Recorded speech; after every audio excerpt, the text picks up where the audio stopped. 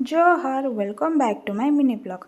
आपण मैंने केमती अच्छा आशा करुच्छी आपण मैंने समस्ते भलरे थे। मु भी ठीक ठाक अच्छी।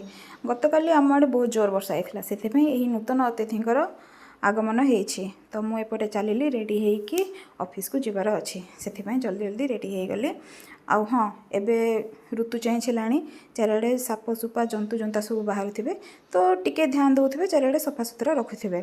मुझे बाटे टिके जलखिया खाई देकी बाहरी आसिली कहीं जदि खाइबिनी एटा गोटे एमतीका फिल्ड जे पानी पीवा को भी टाइम मिलबनी से निज आड़ू टाइम बाहर करके टिके खाइबा को पड़ुछि।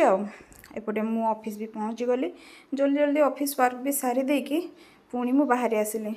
बहुत जोर खरा होची खरा सही होनी जमा बाटे टिके ओआरएस पी देली सेटा पी आसिली देन घरे पहुँचिकी आराम से पखाड़ खाइकी उफ पखाड़ खाइला परठू की शांति।